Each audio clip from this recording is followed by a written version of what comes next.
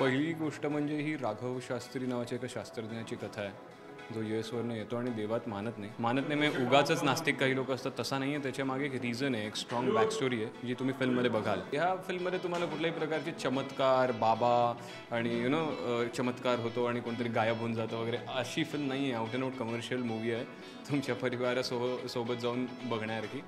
So असे कुठलेही मला वाटतं की ते ट्रेलरमध्ये पण क्वाईट क्लिअर आहे, कारण देऊळ बंद म्हणल्यावरती ही धार्मिक कुठली तरी फिल्म आहे आणि मग आपण तिकीट काढून थिएटरमध्ये जाऊन बघावं का नंतर कुठेतरी बघू CD आल्यावर वगैरे.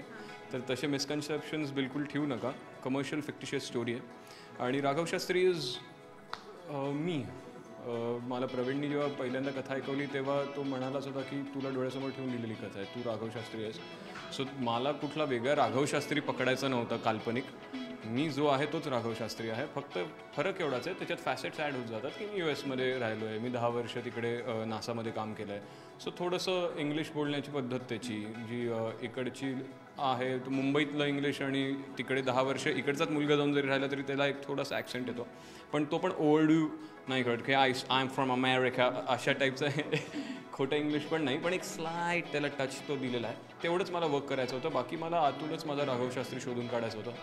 सो तो मी काढू शकलो आहे की नाही परिपूर्णपणे ते तुम्ही फिल्म बघितल्यावर सांगा. माझं असं मानणं आहे की आपण जे काही करतो त्याला एक कुठली तरी एक अननोन शक्ती आहे जी कंट्रोल करते आणि तिचा आशीर्वाद आणि तिचा पाठिंबा असण्याची आपल्याला गरज आहे. मोहन सर आणि मी मित्र होतो.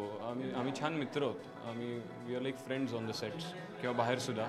सेटवरती शूटिंग झाल्यावर आम्ही 3-3, 4-4 तास मित्रांसारखे जेवणावर बसून गप्पा मारायचो खूप वेळ.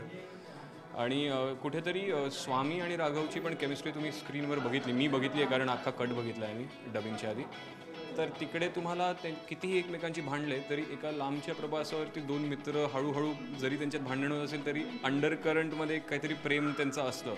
ते जरी बोलून नाही दाखवले आम्ही तरीसुद्धा मला त्या कटमध्ये दिसायला लागलं की अरे हे ॲक्च्युली एकमेकांवर अवलंबून आहेत आणि एकमेकांवर खूप प्रेम करतात, श्रद्धा आहे एकमेकांवर, पण भांडत आहेत, काहीतरी त्यांचे प्रॉब्लेम्स आहेत म्हणून भांडत आहेत एकमेकांशी.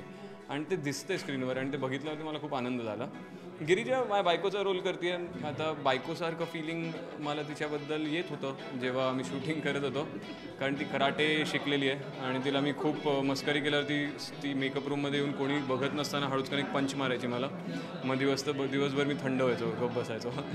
सो माझी बायको पण कधी कधी घरी मारते मला. सो मला अगदी ती बायको आहे माझी असंच वाटत होतं.